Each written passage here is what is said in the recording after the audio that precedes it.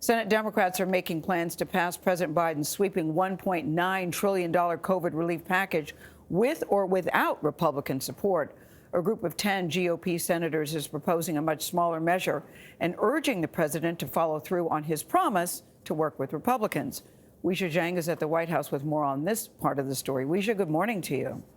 Good morning to you, Gayle. Late last night, those Republican senators announced they will be meeting with President Biden today here at the White House. They accepted his invitation after sending him a letter outlining their proposal. But Mr. Biden has already indicated he is not interested in signing a watered-down version of his own.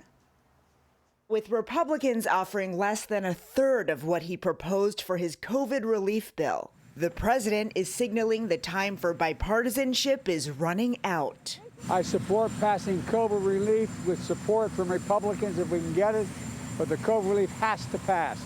There's no ifs, ands, or buts. Late last night, the White House said President Biden is prepared to begin action on his rescue plan after speaking with Democratic leaders. He will meet with GOP senators today, but the administration made clear the need for action is urgent and the scale of what must be done is large. That large action has a $1.9 trillion price tag, and Republicans are urging the president to consider a cheaper $600 billion package.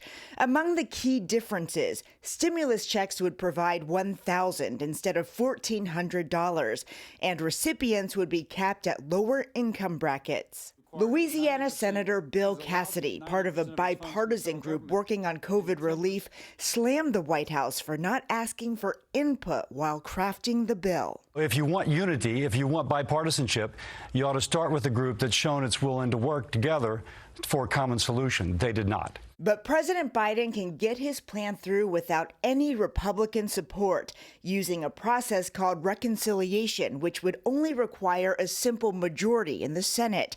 Vermont Senator Bernie Sanders is confident Democrats would stick together. It's hard for me to imagine any Democrat, no matter what state he or she may come from, who doesn't understand the need to go forward right now in an aggressive way to protect the working families.